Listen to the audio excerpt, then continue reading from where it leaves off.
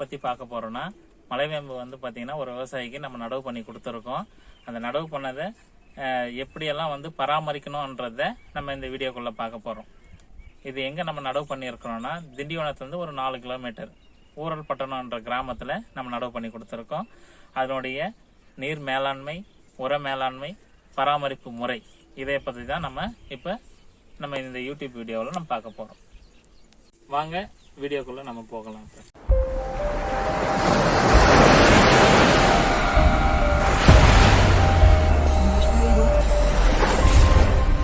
ஆரோ விவசாய நண்பர்களுக்கு என் இனிய காலை வணக்கம்.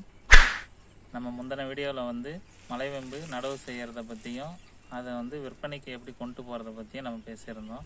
இப்போ வந்து பார்த்திங்கன்னா மலைவேம்பை எப்படியெல்லாம் வந்து பராமரிக்கிறோம். ஃபஸ்ட்டு வந்து பார்த்திங்கன்னா நீர் மேலாண்மை, அதாவது நடவு செய்த பிறகு அதுக்கு எத்தனை நாளைக்கு ஒரு டைம் வந்து நம்ம தண்ணி கொடுக்கணும் அப்படின்றத பற்றி நம்ம இப்போ பார்க்கலாங்க. இப்போ பார்த்திங்கன்னா நம்ம நடவு பண்ண அன்றைய தினமே வந்து பார்த்திங்கன்னா நம்ம தண்ணி கொடுத்துடணும். ஒரு செடிக்கு வந்து பார்த்திங்கன்னா 8 லிட்டர் தண்ணி கொடுக்கணுங்க நடவு பண்ண அன்னைக்கு. அதுக்கப்புறம் வந்து பார்த்திங்கன்னா ஒரு 2 நாள் கேப் விட்டு 3ஆவது நாள் நம்ம வந்து திரும்பவும் இதுக்கு தண்ணி கொடுக்கணும். அதுக்கப்புறம் வந்து பார்த்திங்கன்னா நீங்கள் 10 நாளைக்கு ஒரு டைம் கூட இதுக்கு தண்ணி கொடுக்கலாம். சொட்டு நீர் பாசனம்னா நீங்கள் 2 நாளுக்கு கேப் விட்டு கூட தண்ணி கொடுக்கலாம். அதுக்கப்புறம் வந்து பார்த்திங்கன்னா ஒரு மாதம் ஆயிடுச்சு அப்படின்னா நீங்கள் 15 நாளைக்கு ஒரு டைம் கூட மலைவேம்புக்கு தண்ணி கொடுக்கலாம். அது ஒரு 3 மாதம் தாண்டிடுச்சுன்னு வச்சிங்களேன், அதுக்கப்புறம் மாதத்துக்கு ஒரு தண்ணி கூட கொடுத்தீங்கன்னா தாங்குங்க.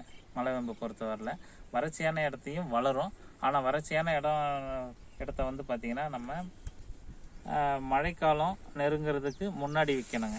அப்போ வச்சு நம்ம ஓரளவுக்கு கண்ணை வந்து ஒரு 3 மாதம் கண்ணை வளர்த்துட்டோம்னா அதுக்கப்புறம் ஆட்டோமேட்டிக்காக வந்து பார்த்திங்கன்னா மழையில் வளர்ந்து வந்துடும். இதனுடைய அடுத்த இது வந்து உர மேலாண்மை. உர மேலாண்மை என்னும்போது வந்து பார்த்திங்கன்னா இது வளர்ச்சி வந்து பார்த்திங்கன்னா அபரிவிதமாகவே இருக்கும்.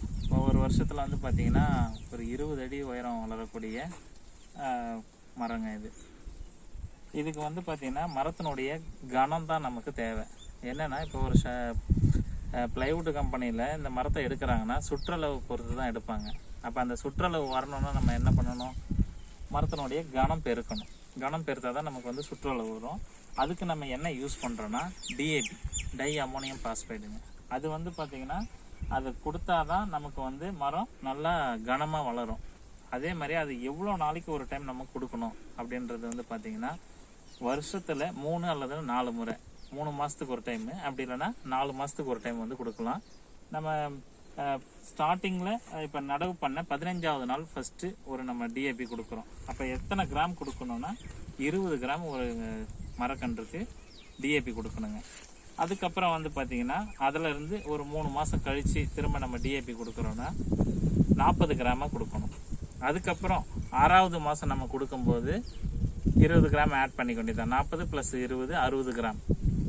அப்புறம் 9ஆவது மாதம் கொடுக்கும்போது 80 கிராம் அப்படின்னு நம்ம வந்து பார்த்திங்கன்னா 20 கிராமாக வந்து ஆட் பண்ணி கொடுக்கணுங்க. அதுக்கு அடுத்து வந்து பார்த்திங்கன்னா மழையில் இதை எப்படி நம்ம வந்து பாதுகாக்கலாம். பொதுவாக வந்து பார்த்திங்கன்னா மலைவேம்பை நீர் வடிகால் வசதி உள்ள நிலத்தில் நடவு பண்ணுறது நல்லதுங்க. இதே வந்து நீர் தேக்கம் உள்ள இடத்த நம்ம நட்டோம்னா மலைவேம்பு இறக்கிறதுக்கான வாய்ப்பு நிறையாவே இருக்குது. அப்போ வடிகால் வசதி உள்ள இடத்த கூட நம்ம நடுறோம்னா அந்த இடத்தையும் நம்ம வந்து பாதுகாக்கணுங்க. என்னென்னா மரத்தை சுற்றி ஒரு அடியிலேருந்து 1.5 அடிக்கு வந்து பார்த்திங்கன்னா மண் அணைக்கணும். மண் அணைக்கிறதுனால நமக்கு என்ன ஒரு ப்ளஸ் பாயிண்ட்டுனா மண் அணைச்சது ஃபுல்லாகவே அந்த 1.5 அடிக்கும் புது வேர் உருவாகி நம்ம மரத்தை வந்து நல்லா தாங்கி பிடிச்சிக்குங்க. அதனால தான் வந்து பார்த்திங்கன்னா நம்ம மண் அணைக்கிறது. அடுத்ததாக நம்ம என்ன பார்க்க போகிறோம்னா மழைக்காலங்களில் மரக்கன்றுகளை பாதுகாக்கிறது எப்படின்றத பார்க்க போகிறோம். மழைக்காலங்களில் இன்கேஸ் வந்து பார்த்திங்கன்னா இயற்கை சீற்றம், புயல், மழை அதிகமாக வருதுன்னு வச்சிங்களேன், இப்போ வந்து வேரழுகள் வந்து இறந்து போகும். அப்போ அந்த வேரழுகள் வராமல் கொஞ்சம் பாதுகாக்கிறது நம்ம என்ன பண்ணணும்னா மரக்கன்றை சுற்றி வந்து பார்த்திங்கன்னா மண் அணைக்கும் முறை. மண் அணைக்கிறதுனால என்ன நமக்கு ப்ளஸ் பாயிண்ட்டுன்னு கேட்கலாம். அது என்னென்னா நம்ம மண் அணைக்கிறதுனால இந்த மேலே இருந்து வேர் உற்பத்தி ஆகி இந்த மேடு கட்டுறோம் பாருங்கள், இது ஃபுல்லாகவே வந்து பார்த்திங்கன்னா வேர் வந்து நமக்கு பரவ ஆரம்பிச்சிடும். அப்போ பரவ ஆரம்பிக்கும் போது கீழேயே வந்து பார்த்திங்கன்னா நமக்கு தண்ணி வந்து பார்த்திங்கன்னா இப்போ கசன்னு அதாவது வந்து என்ன சொல்கிறதுனா லேசாக அதிக மழையினால் ஊத்து சுரக்குதுன்னா அதில் வந்து நம்ம பாதுகாக்கிறதுக்காக இந்த மாதிரி வந்து மண் அணைக்கிறோம். இந்த மண் அணைக்கிறது இது ஒரு இதுவாக இருந்தாலும் நமக்கு புது வேர் உருவாகும். அதே சமயத்தில் மரத்தினுடைய வளர்ச்சியும் வந்து பார்த்திங்கன்னா நல்லாயிருக்கும். ஏன்னா இப்போ யூஸ்வலாக நம்ம வந்து பார்த்திங்கன்னா ஒரு செடிக்கு களை எடுத்தோம்னாலே அதனுடைய செடியினுடைய வளர்ச்சி வந்து பார்த்திங்கன்னா நல்லாவே இருக்கும். என்ன காரணம்னா அந்த புது வேர் உருவாகிறதுனால தான். அது மாதிரி தான் நம்ம வந்து இந்த மலைவேம்புக்கும் நம்ம கொடுப்பாங்க.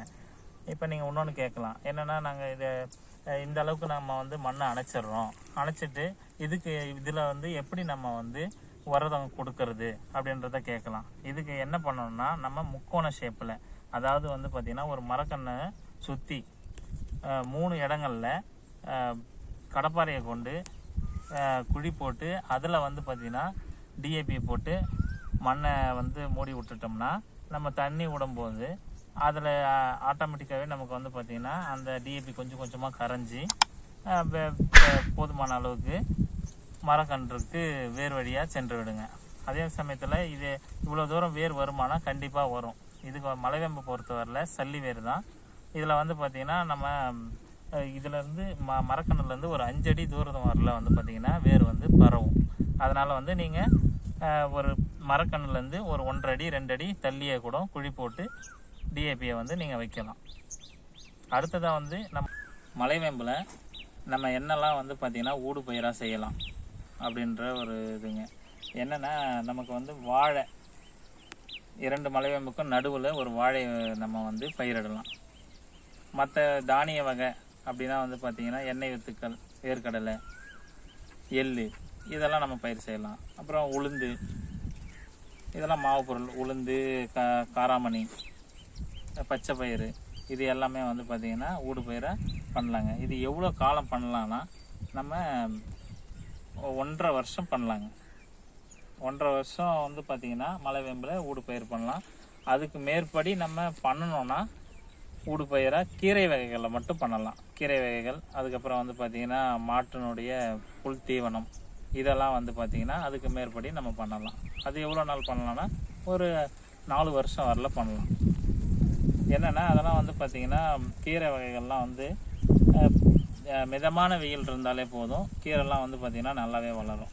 அப்போ அது மாதிரியான பயிர்களை கூட நம்ம இந்த மலைவேம்பில் செய்யலாங்க.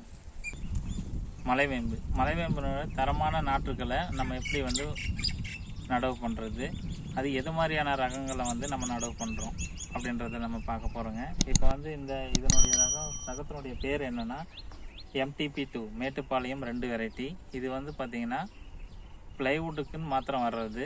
ப்ளைவுட்டுக்குன்னு வர்றதுனால நமக்கு மரத்தினுடைய சுற்றளவு கனம் வந்து பார்த்திங்கன்னா குயிக்காக வந்து பெருக்கக்கூடிய ரகம் இது. அது மாதிரியான ரகங்களை தான் நம்ம வந்து பார்த்திங்கன்னா மலைவேம்பை நடவு செய்யணும். இதனுடைய நாற்றுக்களை வந்து நம்ம நர்சரி ஃபார்ம்லேயே வந்து உற்பத்தி பண்ணி கொடுக்குறோம். ஒரு நாட்டினுடைய விலை வந்து பார்த்திங்கன்னா 1 அடி உயரமுள்ள நாற்று வந்து 12 ரூபாய்க்கு வந்து இன்றைக்கி நம்ம சப்ளை பண்ணிகிட்ருக்கோங்க. இது மலைவேம்பினுடைய நடவு அளவு முறை அப்படின்னும்போது 2 முறையாக நம்ம நடவு பண்ணலாம். ஒரு முறை வந்து பார்த்திங்கன்னா 10 அடிக்கு 10 அடி ஸ்கொயராக வந்து பார்த்திங்கன்னா எப்படி பார்த்தாலும் 4 கண்ணுக்கும் 10 அடிக்கு 10 அடி வந்து டிஸ்டன்ஸ் உள்ள மாதிரி நம்ம நடவு பண்ணலாம். இன்னொரு முறை வந்து பார்த்திங்கன்னா 10க்கு 12 பண்ணலாம். 10 அடி அகலமும் 12 அடிக்கு ஒரு கண்ணும் வந்து பார்த்திங்கன்னா நம்ம நடவு பண்ணலாம். 10க்கு 12 நடவு பண்ணுறது நமக்கு என்ன ஒரு ப்ளஸ் பாயிண்ட்டுன்னா, இப்போ 10 அடிக்கு 10 அடி பண்ணும்போது ஒரு மரத்தினுடைய வெயிட் வந்து பார்த்திங்கன்னா 250லேருந்து 300 கிலோ வரும். இதுவே 10க்கு 12 பண்ணும்போது ஒரு மரத்தினுடைய வெயிட் வந்து பார்த்திங்கன்னா 300லேருந்து 350 கிலோ வரும். இப்போ 10 அடிக்கு 10 அடி பண்ணுறோன்னா ஒரு ஏக்கருக்கு 470 கன்று நடவு பண்ணலாங்க. 10க்கு 12 நடவு பண்ணுறோன்னா 400 கன்று நடவு பண்ணலாம் ஒரு ஏக்கருக்கு.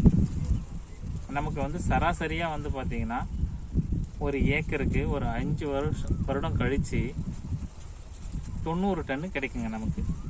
மினிமம் 90 டன்னு. ப்ராப்பர் மெயின்டெனன்ஸ் இருந்தால்.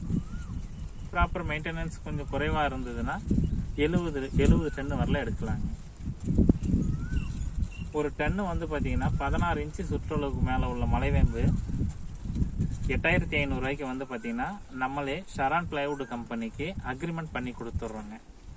16 இன்ச்சுக்கு குறைவாக இருக்கிறது 5000 ரூபாய்க்கு நம்ம வந்து அக்ரிமெண்ட் பண்ணி கொடுத்துட்றோம்.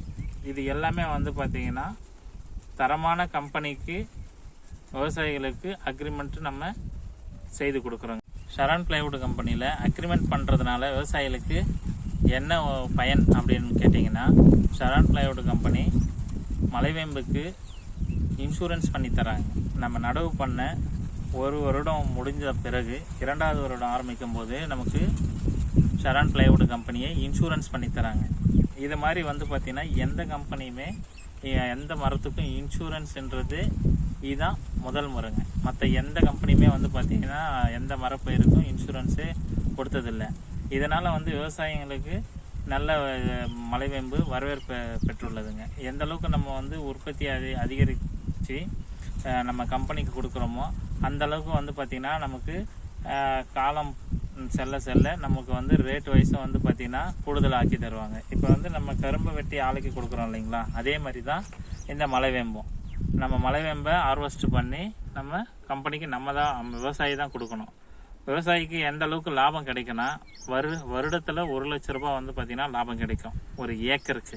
அப்போ 5 வருஷம் வந்து கழித்து நம்ம வந்து மலைவேம்பு வெட்டுறோம்னா ஒரு ஏக்கருக்கு 5 லட்ச ரூபாய் வந்து பார்த்திங்கன்னா நமக்கு நல்ல வருமானம் தரக்கூடிய பயிர் தான் மலைவேம்பு. மலைவேம்பு அறுவடை பண்ணுறோன்னா பண்ணிவிட்டு திரும்பவும் வந்து பார்த்திங்கன்னா நம்ம தேக்கு கட் பண்ணி விட்டால் எப்படி துளிர் எடுத்து மரமாகுதோ அதே மாதிரி மலைவேம்பும் துளிர் எடுத்து மரமாகும். இது ஒரு நமக்கு ப்ளஸ் பாயிண்ட்டுங்க விவசாயிகளுக்கு. திரும்ப வந்து நடவு பண்ணணும் அப்படின்ற ஒரு இது வந்து தேவையில்லை, அவசியமே இல்லை விவசாயிகளுக்கு. அது 2வது கட்டிங் நம்ம வந்து மலைவேம்பை கட் பண்ணுறோன்னு வச்சுங்களேன், 4 வருஷத்துலேயே வந்து பார்த்திங்கன்னா நம்ம கட் பண்ணிடலாம். என்னன்னா நமக்கு வந்து 5 வருடமாக வந்து வளர்ந்த மரம் பூமியில் நல்லா வந்து ரூட் வந்து வேர் வந்து ஃபார்ம் ஆகிருக்கும், வளர்ச்சி அடைஞ்சிருக்கும். அப்படின்னும் போது நம்ம கட் பண்ணி விட்டு துளுத்து வர்றது வந்து பார்த்திங்கன்னா ஒரு 10 துளிர் கூட துளுத்து வரும். அதில் எது வந்து தரமாக இருக்குதோ அதை மட்டும் விட்டுட்டு மீதி எல்லாத்தையும் ரிமூவ் பண்ணிடணும். அதே மாதிரி வெட்டும் போது சில பேர் பண்ணுறது அதுக்கு தேவையான பூஞ்சான் மருந்தை வந்து யூஸ் பண்ண மாட்டாங்க, அதை யூஸ் பண்ணணும். இப்போ அறுவடை பண்ணுறோன்னா கட் பண்ண இடத்த வந்து பார்த்திங்கன்னா கார்பன்டசிம் மேங்கோசிப் இதை வந்து பார்த்திங்கன்னா நம்ம ஒரு பக்கெட்டில் கலந்து ப்ரஷ் இருக்கு இல்லைங்களா, பெயிண்ட் அடிக்கிற ப்ரஷ்ஷை வச்சு அந்த அறுவடை கட் பண்ண இடத்த வந்து பார்த்திங்கன்னா நம்ம வந்து பூசி விடணுங்க. ஏன் பூசி விடணும்னா, இப்போ நம்ம சன்லைட்லேருந்து வர வெப்பம் வந்து பார்த்திங்கன்னா அந்த கருவிழியில் படும்போது நமக்கு வந்து அது வந்து பட்டு போகிறதுக்கான வாய்ப்பும் இருக்குது. இதே வந்து பார்த்திங்கன்னா அந்த கார்பன்டசிம் மேங்கோசிப் மருந்தை வந்து நம்ம தடவுறதுனால அதை வந்து நம்ம 90% வந்து பார்த்திங்கன்னா காப்பாற்றலாம். ஆரோ விவசாயம் யூடியூப் சேனலில் பார்க்க அனைத்து விவசாய நண்பர்களும் லைக் பண்ணுங்கள், ஷேர் பண்ணுங்கள், கமெண்ட் பண்ணுங்கள். மறக்காமல் நம்ம யூடியூப் சேனலை சப்ஸ்கிரைப் பண்ணுங்கள். நன்றி, வணக்கம்.